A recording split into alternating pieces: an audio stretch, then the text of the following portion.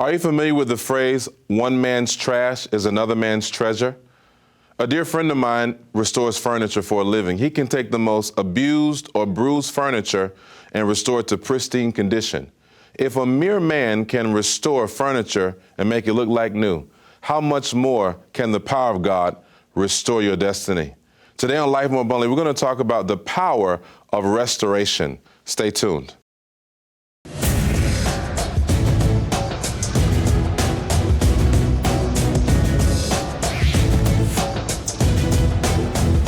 Meditate in the Word. Meditate in the Word day and night.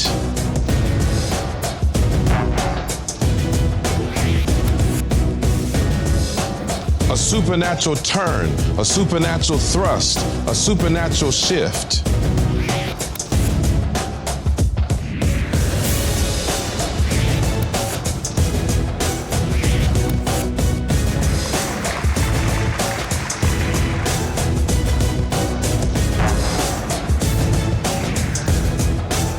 We are in Jerusalem on site.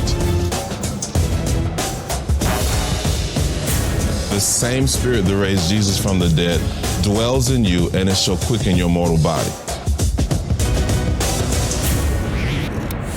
Hello, my friends, and welcome to Life More Abundantly. We're very excited to have you today. Of course, this is Dr. Kynan, and today we're going to talk about something that most people are very interested in, the power of restoration. Is it possible to be restored? Is it possible to live the life God always intended for you to live? You know, the Bible says in Joel chapter 2, verse 25, God gives a prophetic word to Israel. He says, I will restore unto you the years that the locusts have stolen, that the cankerworm have eaten away. One of the things that I am very grateful for is that I've come to discover that the God that we serve is a God of restoration. Oh, yes, beloved, it doesn't matter how broken you are. It doesn't matter how far you have fallen or how your life has drifted away from the plan and purpose of God. God is more than capable of restoring you. The Bible says, I will restore unto you. The word restore here really is shalom. It is shalom. I want to give you some definitions of the word shalom that you need to understand as a believer. First of all, shalom means to cause to be at peace. To cause to be at peace. It means to complete, to finish, or to make whole. To complete, to finish, or to make whole. Wholeness, completeness. It also means recompense or repayment. Recompense or repayment. You know, it's very interesting. I never forget that I had a piece of jewelry that was extremely damaged. It was extremely damaged. It was dented. It was malformed. It looked totally bad. It wasn't something that you could wear anymore. And I took it to the actual manufacturer, and I said, could you restore this? And even the manufacturer said, well, this is going to be rough.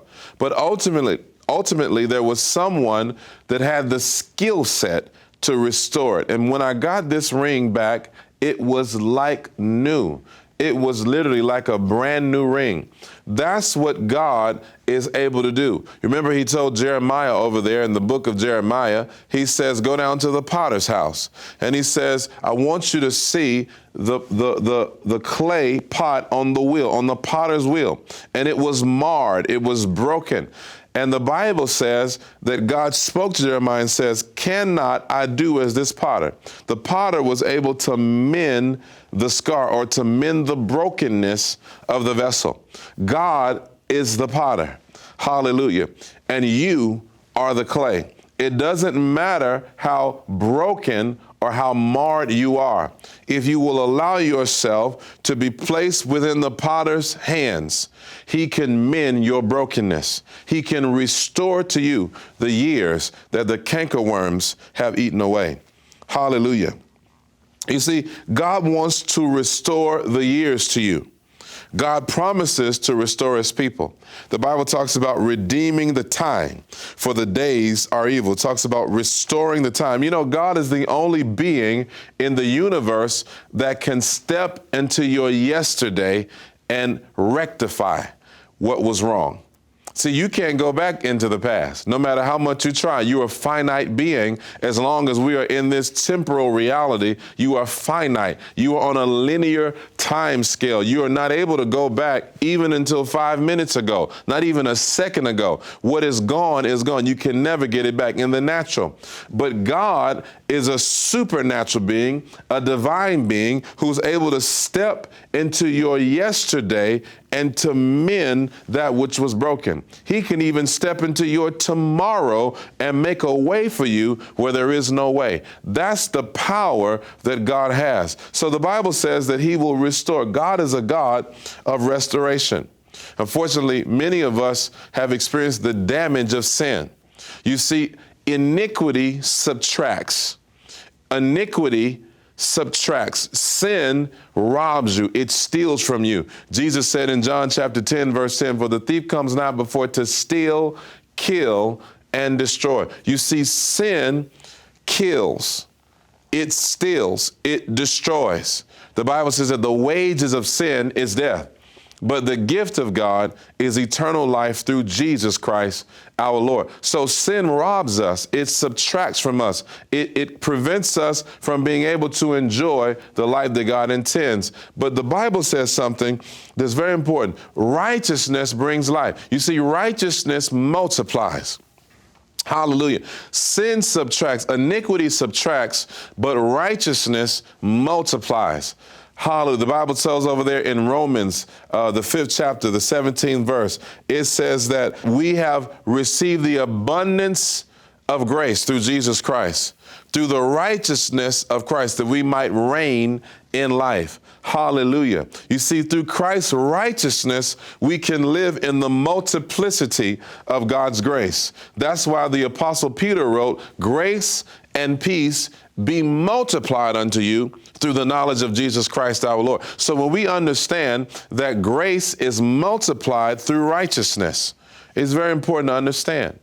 You know, there's nothing like being in the will of God. And let me help you out. You say, well, what is righteousness? It's very interesting. It means to be in right standing. To be in right standing. It is to be in the perfect will of God. Jesus came to put us in right standing with the Father. He came to put us in the place of grace. This is why the Bible says in Ephesians, the 2nd chapter, verses 8 and 9, by grace are you saved through faith, and that not of yourselves, it is the gift of God, not of works, lest any man should boast. So we must understand that Jesus came to put us in right standing with the Father. So what we have to do is understand that because Jesus came to put us in right standing with the Father, we ought to walk in righteousness. We ought to walk in we ought to live in righteousness. Why? Because righteousness multiplies. It causes you to be able to enjoy the grace and favor of God, which he has so benevolently bestowed upon us. Restoration begins with repentance. You know, this is very interesting because many of you need to be restored. Maybe you've fallen in your personal life. Maybe you've fallen in your financial life. Maybe you're a pastor and you've fallen, quote unquote, from grace. Well, guess what? Restoration begins with repentance. Repentance means to change your mind. Metanoeo means to change your mind and as a result, to change the direction of your life. That is the impetus for restoration. The moment you repent, restoration begins. I don't care. The church is we haven't understood this concept. It's very foreign to us because we know how to expose, but we don't necessarily know how to restore. We know how to expose. We're good at exposing. We should have our own tabloid, really.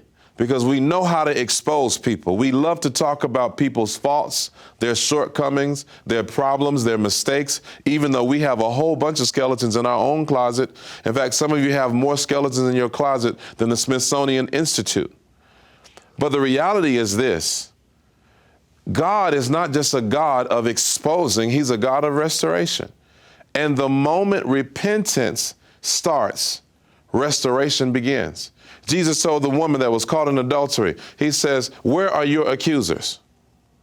Neither do I accuse you. Now watch what he said, go and sin no more. In other words, he wasn't excusing her, he simply wasn't accusing her. You see, we think if we don't accuse, then we're excusing. But that's not the same thing.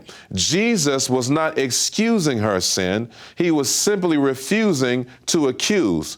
And instead, he gave her the power to go and sin no more. The grace of God empowers us to go and sin no more. The moment you repent, restoration begins. You see, repentance means changing your mind and thinking differently. What God thinks about me matters more than what people think about me. When you get that in your spirit, your life will change. I want to ask you a question out there, and I want to hear your answers in just a moment. What area of your life needs to be restored? I want to hear it in just a moment. We'll be back with more of Life More Abundantly in just one moment.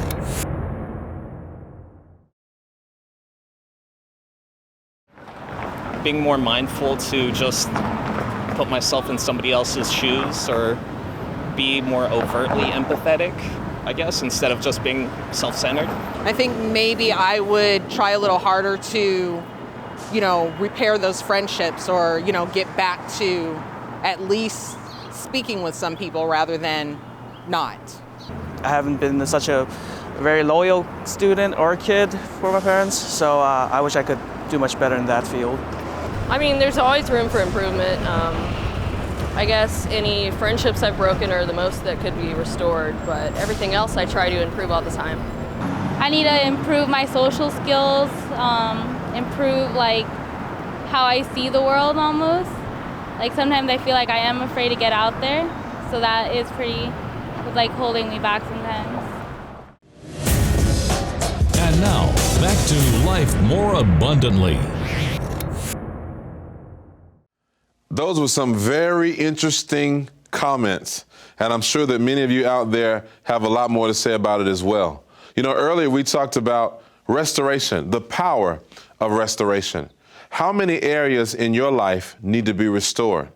If you could have any area in your life look brand new, what area would it be? You see, this is the question we all must ask ourselves, because God is a God of restoration. You see, I want to read something to you that you need to understand. And be not conformed to this world, but be transformed by the renewing of your mind. That's the word anakinosis, or the renovation of your mind, to think new, to change the way that you think. You see, we must renew our mind. God is a God of renewal. He's a God who is a specialist in making broken things masterpieces. So you may think that your life is a mess right now, but God wants to make your mess into a masterpiece. All you have to do is understand the nature and the power of God. We talked about repentance earlier. It's a very interesting thing. You see, repentance does not mean crying at the altar. I know I just tumbled over a sacred cow. I know a lot of revivalists are going to get upset with me, and they're going to say, you know what, why are you saying that? It's scriptural. Repentance is not crying at the altar. And the reason I know that is because I've cried at the altar many, many times, and I didn't repent. I've cried many times. I had the most crocodile tears. You could bottle my tears up and sell them on eBay. I've cried a river, and yet I would go back to the same thing. So what was the issue? See, repentance is not crying at the altar. Repentance is the way you think and the way you live when you get up from the altar. Repentance is not crying at the altar, it's the way you think and the way you live when you get up from the altar. See, when you understand what true repentance is all about, Jesus said we have to bring forth fruit, meat for repentance. Let me be frank with you. I've had areas in my life where I've fallen big time. A lot of preachers won't admit that. They'll pretend like they have it all together. They're self-righteous. They're highfalutin. You understand what I'm saying? They're spiritual Pharisees that believe they've never had any problems. As far as they're concerned, they were born from the womb, born again.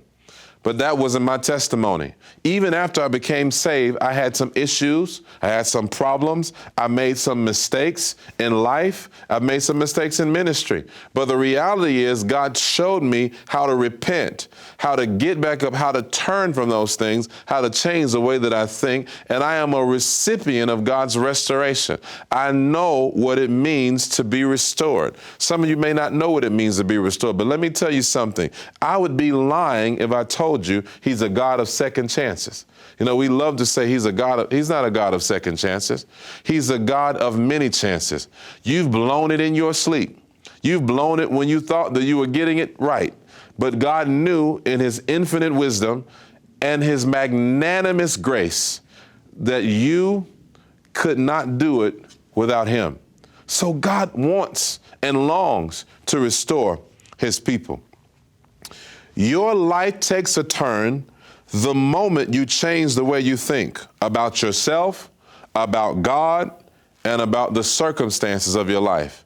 Your life takes a turn the moment you change the way you think about God, about your life, and about your circumstances. When you understand that, you realize that this is more than what you can even imagine. You see, is your contriteness, we talk about repentance, is your contriteness rooted in victimhood or victorious living? Is your contriteness rooted in victimhood or victorious living? In other words, are you just groveling and feeling sad for yourself? Oh, I've messed up and I'll never be anything. I'll never be able to overcome this. My marriage will never be this. My children will never be that. My ministry will never be this. Is your contriteness rooted in victimhood or victorious living? You see, your mentality affects your peace. The way you think affects the level of peace. That's why the Bible says he'll keep you in perfect peace whose mind is stayed on you. See, God began to show me that a lot of times I wasn't necessarily repenting, I was groveling. I was being sad. I was crying over spilled milk. I was thinking about how bad the situation was. But real repentance embraces God's perspective. You need to write that down. Real repentance embraces God's perspective. You see, God knows how to turn your failure into success. He knows how to turn your failure into success. You see, repentance extends beyond sorrow. It produces a change in your perspective. That's very important to understand. See, all of my life, beloved, I've seen what God is able to do. All of my life, I didn't realize that I was witnessing the very handiwork of the Father. I didn't realize that I was seeing the Father be able to come in and invade circumstances. You see, I've built my entire ministry of the restoring power of God. I've seen God turn all kinds of situations around. I've seen God heal marriages that were completely dead. I've seen God raise people out of beds of affliction. I've seen him turn terminal illnesses around supernaturally. I've seen the most wayward and rebellious of children become preachers of the gospel. I'm telling you, we serve a God that can change situations around. He can turn it for you. He can turn your life around and bring you into newness. Oh, come on, somebody. The Bible says, if any man be in Christ, he is a new creature. Old things are passed away, and behold, all things are become new. You see, God is a God of the new. You got to embrace a new life. You got to recognize that the old is gone and the new has come. I don't care. You know, a lot of people around you will try to make you stay where you were. They'll remind you of your past. They'll tell you, you know what, 20 years ago, remember what happened to you? Remember what you did? Remember what you messed up in? We love to do that. We're like spiritual calculators. We're like spiritual calendars. We love to tell people when they messed up and how they messed up and how long ago it was. But God says, if you will let go of yesterday and embrace the now. You see, the now is the new. When you understand that my new lives in the now, not tomorrow, not in the past, but my new lives in the now. When I understand that, I can begin to embrace what is right before me. God says, my mercies are new every morning. Great is my faithfulness. So you got to wake up in the morning and say, you know what? This is a new morning, a new day, and new mercies have been extended to me. I don't have to live in yesterday. I'm telling you, I know what I'm talking about. See, because I couldn't realize how to break the cycles of despair and defeat. But when God began to teach me how to live in victory, I began to turn from those things that had me in bondage. And I began to walk in the newness of life. I began to walk in the power of God. I began to walk in the revelation of His word. You see, the moment you understand that your new is in the now, you'll never look back at your yesterday. You'll never look back at your yesterday because you know there's nothing for me there.